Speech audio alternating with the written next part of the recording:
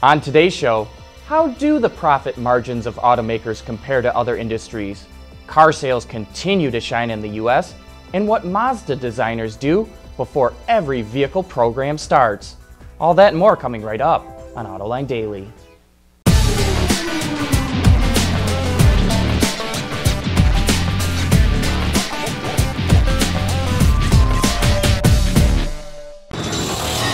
This is Autoline Daily for August 4th of 2015. Car sales in the US continue to surge in July. According to Wards, automakers sold 1.5 million vehicles last month, a 5% gain. That helped push the SAAR to 17.5 million units. Tesla had the largest gain in July, up 66%. Mitsubishi was also up a strong 24%, and Audi followed with a 21% gain. Volvo was up nearly 15%, and Subaru rounds out the top 5 with a 10.5% gain. While most automakers saw their sales increase, there were a few that struggled. Mazda saw the largest dip last month, with sales slipping 7%. Daimler fell by 2%, while its German rival BMW posted a slight decrease. Toyota was up in July, but just barely. Once again, CUVs and trucks helped boost sales. The only car segment to post a gain was the mid-size segment. And while Toyota and BMW didn't fare so well in July in the US, the two automakers are on solid financial ground. Both automakers posted their recent earnings, and the results are pretty good. Let's look at Toyota first. Despite a 5% drop in sales, the company's revenue hit $57 billion, a gain of 9% compared to the previous year.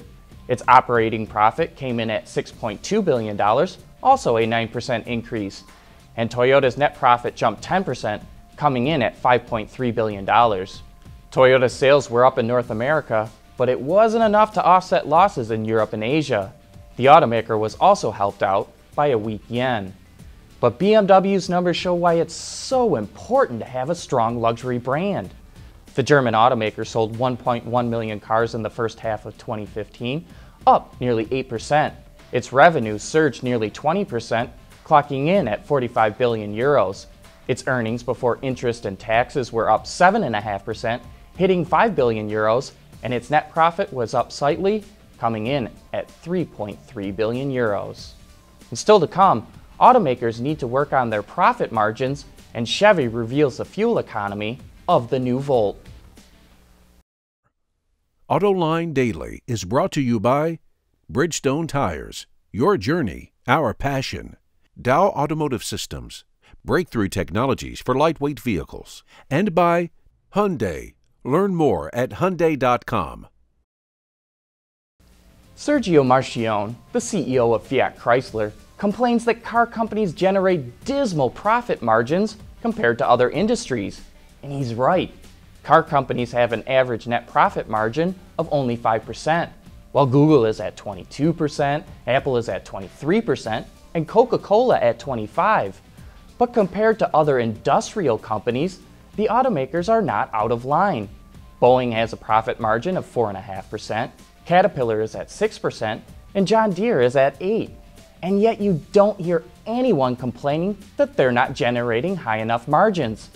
It's kind of misleading to compare the auto industry to sectors that are not capital intensive.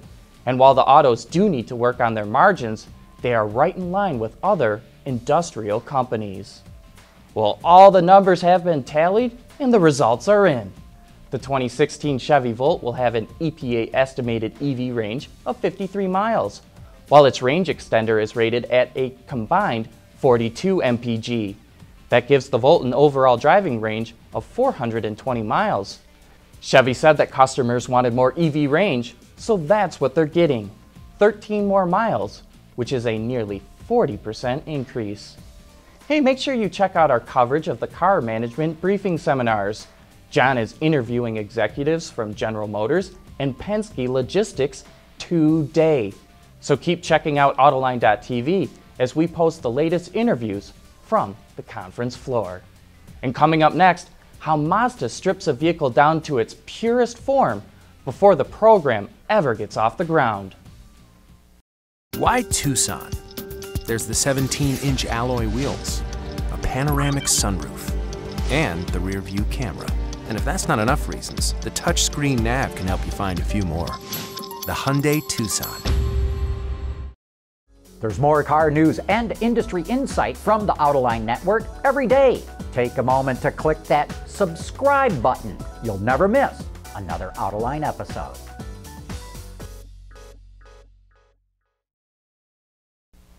When it comes to designing a vehicle, I've often wondered, where is the starting point? As it turns out, at least for Mazda, a vehicle starts out in its purest elements with what's called a speed form. Here's Mazda design manager Ken Sayward to better explain it. Before we start every program, we develop these speed forms. And the idea and the thinking behind it is, if we create this movement and this energy in a form, we don't have to worry about lamps or windshields or mirrors or wheels. We can just create this pure form. And what we do in that pure form is we develop a proportion to get the movement and the energy of the design going without any restrictions from a package. And it frees the designers up to really be creative and to get a real energy and like a movement into the design. After seeing the CX-3 speed form for the first time, I could really start to understand why they're used.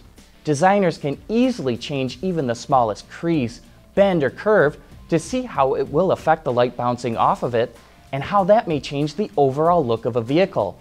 And as someone who doesn't necessarily have an eye for design, I think it's always cool to take a glimpse inside that world. But that wraps up today's show. Thanks for watching, and thanks for making us a part of your day.